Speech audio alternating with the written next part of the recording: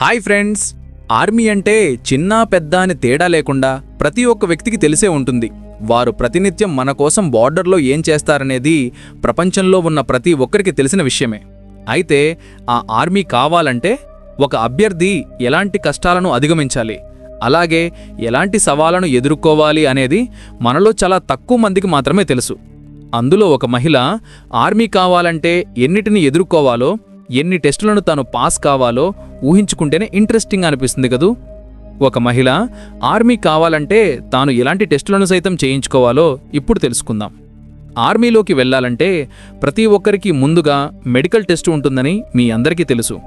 ఈ టెస్ట్లో అభ్యర్థులకు అన్ని రకాల పరీక్షలు చేస్తారు.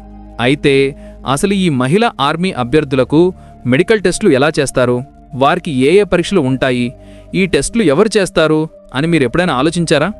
సాధారణంగా ఈ ప్రశ్న చాలామంది మనసులో ఉంటుంది. అందుకే కొంతమంది తల్లిదండ్రులు తమ ఇంట్లోని అమ్మాయిలను ఆర్మీలోకి పంపడానికి ఇష్టపడరు. మహిళా ఆర్మీ మెడికల్ టెస్ట్ గురించి మీకు ఏమైనా సందేహాలు లేదా ప్రశ్నలు ఉంటే ఈ వీడియోలో చివరి వరకు నాతో పాటే ఉండండి. మీలో ఉన్న అన్ని ప్రశ్నలకు జవాబులు ఈ వీడియోలో దొరుకుతుంది. అయితే ఇంకెందుకు ఆలస్యం, స్టార్ట్ చేసేద్దాం. First one, pregnancy test. ముందుగా మనం తెలుసుకోవాల్సిందేంటంటే ఫిజికల్ టెస్ట్ వేరు, మెడికల్ టెస్ట్ వేరు. ఆర్మీలో చేరడానికి చివరి టెస్టు మెడికల్ టెస్ట్. ఈ టెస్టు అబ్బాయిల కంటే అమ్మాయిలకు కొంచెం కఠినంగా ఉంటుంది. విదేశీ ఆర్మీలో చేరాలంటే మహిళలు చాలా కఠినమైన పరీక్షలు చేయించుకోవాలి. అయితే మన భారతదేశం మరియు బంగ్లాదేశ్లో కొంచెం మినహాయింపు ఇచ్చారు. కానీ ఏ దేశంలోనైనా సరే ఆర్మీలో చేరే ప్రతి మహిళకు తప్పనిసరిగా ప్రెగ్నెన్సీ టెస్ట్ చేస్తారు. ఒకవేళ ఆ అమ్మాయి ఈ టెస్ట్లో ఫెయిల్ అయితే, అంటే ఆమె ప్రెగ్నెంట్ అయి ఉంటే, ఆమెను ఆర్మీలోకి తీసుకోరు. కొన్నిసార్లు మరింత నిర్ధారణ కోసం అల్ట్రాసౌండ్ స్కాన్ కూడా చేస్తారు. డాక్టర్లు ఆ అభ్యర్థి నిజంగా గర్భవతి కాదని పూర్తిగా కన్ఫర్మ్ చేసుకోవడానికి ప్రెగ్నెన్సీకి సంబంధించిన మరికొన్ని టెస్టులు కూడా ఒకేసారి చేస్తారు. ఇక రెండవది బ్రెస్ట్ టెస్ట్. ప్రెగ్నెన్సీ టెస్ట్ తర్వాత ప్రతి మహిళా అభ్యర్థికి బ్రెస్ట్ టెస్ట్ చేస్తారు. ఈ సమయంలో ఒక లేడీ డాక్టర్ ఆ అభ్యర్థి బ్రెస్ట్ను పూర్తిగా చెక్ చేస్తారు. ఆమెకు బ్రెస్ట్కు సంబంధించి ఏమైనా సమస్యలు ఉన్నాయా లేదా అని తెలుసుకోవడానికి ఈ టెస్ట్ చేస్తారు. కొంతమందికి బ్రెస్ట్ ట్యూమర్ లేదా చిన్న పెద్ద సైజు సమస్యలు కనిపిస్తాయి. ఇవి తరువాత పెద్ద డిసీజ్కి కారణం కావచ్చు. బ్రెస్ట్లో ఎక్కడైనా లంప్స్ ఉన్నాయా లేదా అని కూడా డాక్టర్లు చెక్ చేస్తారు. కొన్నిసార్లు బ్రెస్ట్ క్యాన్సర్ లాంటి ప్రమాదకరమైన రోగాలు ఉన్నాయా లేదా అని తెలుసుకోవడానికి కూడా స్కానింగ్ ద్వారా పరీక్ష చేస్తారు. ఈ టెస్ట్లన్నీ చేయడానికి కారణం ఏంటంటే ఆర్మీలో చేరిన తర్వాత ట్రైనింగ్ సమయంలో గానీ లేదా యుద్ధరంగంలో గానీ ఆ మహిళకు ఎలాంటి శారీరక ఇబ్బందులు రాకూడదని. వీటితో పాటు బ్రెస్ట్ సైజ్ కూడా చాలా ముఖ్యం. ఎందుకంటే బ్రెస్ట్ సైజు పెద్దగా ఉన్న అమ్మాయిలను ఆర్మీలోకి తీసుకోరు. అలాంటి అమ్మాయిలకు పరిగెత్తడం లేదా కఠినమైన శారీరక శ్రమ చేయడం కష్టమవుతుంది. బ్రెస్ట్ సైజ్ చిన్నగా ఉన్న అమ్మాయిలు చాలా యాక్టివ్గా ఉంటారు. ఇక థర్డ్ వన్, పైల్స్ చెకప్. పురుషుల మాదిరిగానే మహిళలకు కూడా ఆర్మీలో చేరడానికి ముందు పైల్స్ చెకప్ చేస్తారు. ఈ టెస్ట్లో అభ్యర్థిని ముందుకు వంగమని చెప్తారు.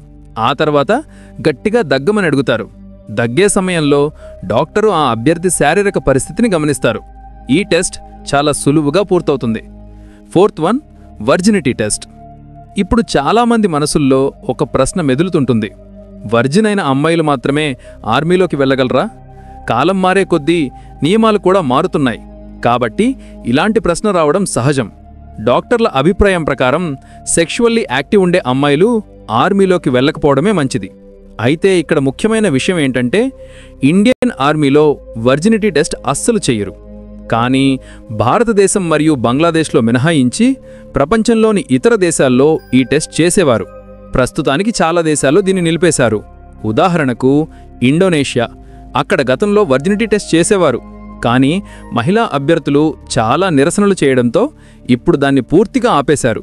మీకు తెలియాల్సిన విషయం ఏంటంటే మెడికల్ సైన్స్ ఒక అమ్మాయి వర్జిన్ అవునా కాదా అని కేవలం అంచనా మాత్రమే వేయగలదు. దీన్ని పూర్తిగా నిరూపించడానికి పక్కా పద్ధతి గాని మషీన్ గాని లేదు. ఇక ఐదవది, ఇతర శరీర భాగాల టెస్ట్లు. మహిళలకు మెడికల్ టెస్ట్ చేసేటప్పుడు వారి గోర్లు మరియు పాదాలు కూడా టెస్ట్ చేస్తారు. పాదాలు టెస్ట్ చేసేటప్పుడు ఆ అభ్యర్థి 2 మోకాళ్ళు ఒకదానికొకటి తగులుతున్నాయా లేదా అని చూస్తారు. శరీరంలో ఎక్కడైనా కాలిపోయిన మచ్చలున్నాయా లేదా గతంలో ఏదైనా ఆపరేషన్ జరిగిందా అని కూడా పరీక్షిస్తారు. శరీరంలోని వివిధ భాగాల్లో ఉన్న గాయాలను కూడా చెక్ చేస్తారు. మెడికల్ టెస్ట్లో అత్యంత ముఖ్యమైన భాగం కళ్ల పరీక్ష. ప్రతి అమ్మాయికి ఐసైట్ సరిగ్గా ఉందో లేదో చూస్తారు. ఆ తరువాత పెన్సిల్ టెస్ట్ చేస్తారు. కంటి రంగు, అలాగే కలర్ బ్లైండ్నెస్ అంటే కలర్స్ని సరిగ్గా ఐడెంటిఫై చేయగలరా లేదా అని కూడా చూస్తారు. ఇవి కాకుండా చేతివేళ్లు, టీత్ కూడా పూర్తిగా చెక్ చేస్తారు. ఇప్పుడు మనం సూర్య ముద్గల్ కథ చెప్పుకుందాం. ఇప్పుడు మనం భారతదేశానికి చెందిన సూర్య ముద్గల్ గారి నిజమైన కథ తెలుసుకుందాం. హర్యానాకు చెందిన సూర్య ముద్గల్ ఆర్మీ లెఫ్టినెంట్ కావాలని కలలు కన్నారు. కానీ ఆమె ఆర్మీ కలకి మెడికల్ టెస్ట్ అడ్డుగా నిలిచింది. గతంలో ఇండియాలో అబ్బాయిలకు అమ్మాయిలకు కూడా ఆర్మీ మెడికల్ టెస్ట్ను మేల్ డాక్టర్లే చేసేవారు. కొన్ని సంవత్సరాల క్రితం సూర్య ముద్గల్ మెడికల్ టెస్ట్కు వెళ్ళినప్పుడు పురుషులు తమను చెకప్ చేయడం నచ్చక తిరస్కరించడంతో ఆ కారణంతో ఆమెను రిజెక్ట్ చేశారు. ఈ సంఘటన తర్వాత సూర్య ముద్గల్ అక్కడే ఆగిపోలేదు. ఆమె ఉన్నతాధికారులతో మాట్లాడటం మొదలుపెట్టారు. కాని అప్పుడు ఆమె మాట వినేవారు లేరు. అయినప్పటికీ ఆమె వెనక్కి తగ్గకుండా ఈ విషయంపై ఏకంగా 6 సంవత్సరాలు సుప్రీంకోర్టులో కేసు వేసి పోరాడారు. ఆమె ఒక్కటే డిమాండ్ చేశారు. అదేమిటంటే ఆడవారికి మెడికల్ టెస్ట్ చేసేది ఆడవాళ్లు మాత్రమే అయి ఉండాలి, అక్కడ పురుషులకు ఎలాంటి పాత్ర ఉండకూడదు అని. 6 సంవత్సరాల పాటు కోర్టులో కేసు నడిచిన తరువాత ఆర్మీ మెడికల్ టెస్ట్లకు సంబంధించిన అన్ని డాక్యుమెంట్లను సమర్పించింది. ఈ ఆరేమలో ఆమెకు తోడుగా చాలామంది అమ్మాయిలు సపోర్ట్ చేయడంతో ఆమెకు ఓ బృందం కూడా తయారైంది. అప్పుడు నాటి మంత్రి శరద్ పవార్ గారు సూర్య ముద్గల్ డిమాండ్ను ఆలకించారు. ఆ తర్వాత అమ్మాయిల మెడికల్ టెస్ట్లో చాలా మార్పులు వచ్చాయి. మహిళా ఆర్మీ మెడికల్ టెస్ట్ల విషయంలో అనేక రకాల కొత్త చట్టాలు తీసుకొచ్చారు. ప్రస్తుతం ఆర్మీలోకి వెళ్లే అమ్మాయిలందరికీ మెడికల్ టెస్ట్ను మహిళా డాక్టర్లు లేదా మహిళా ఉద్యోగులు మాత్రమే చేస్తున్నారు. ప్రెగ్నెన్సీ అండ్ ప్రైవేట్ చెకప్ల కోసం టెస్ట్ రూమ్లో ఒక మహిళా డాక్టర్ తప్పనిసరిగా ఉంటారు. అభ్యర్థులందరికీ అల్ట్రాసౌండ్ చెకప్ చేస్తారు. ఈ కేసులో గెలిచినా కూడా సూర్య ముద్గల్ ఆర్మీలో చేరలేకపోయారు. ఆమెకు మరోసారి మెడికల్ టెస్ట్ చేసే అవకాశం ఇచ్చారు. కానీ అప్పటికీ ఆమె ఆర్మీలో చేరడానికి ఫిట్గా లేరు. ఈ సమస్యలన్నిటినీ దాటి ఎవరైనా ఆర్మీలో చేరితే ఆ కుటుంబంలోని ప్రతి ఒక్కరూ గర్వంగా ఫీలవుతారు. ఈ ఆర్మీ సభ్యులు ఎముకలు కొరికే చలిలో కానీ కాల్చేసేంత ఎర్రటి ఎండలో గాని మనకోసం కష్టపడతారు. వారి శ్రమ ఫలితంగా కేవలం 15 నుంచి 20 సంవత్సరాలు మాత్రమే దేశానికి సేవ చేయగలుగుతారు. డ్యూటీలో ఉండే ప్రతి ఆర్మీ జవాన్ జీవితం చాలా కష్టాలతో, సవాళ్లతో కూడి ఉంటుంది.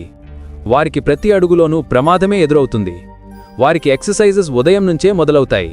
స్నేహితులారా, మీరు మన దేశ ఆర్మీ సైనికుల్ని ప్రేమిస్తే లేదా గౌరవిస్తే ఈ వీడియోను లైక్ చేసి అందరికీ షేర్ చేయండి. కింద కామెంట్లలో మీ అభిప్రాయాన్ని తెలియచేయండి. మన ఛానల్కు కొత్తగా వచ్చిన వాళ్ళు ఉంటే వెంటనే ఛానల్ని సబ్స్క్రైబ్ చేసి పక్కనే ఉన్న బెల్ ఐకాన్ని క్లిక్ చేసి ఆల్ అని సెట్ చేసుకోండి. అప్పుడే మా కొత్త వీడియో నోటిఫికేషన్ మీకే ముందుగా వస్తుంది. Finally, thanks for watching. జై హింద్.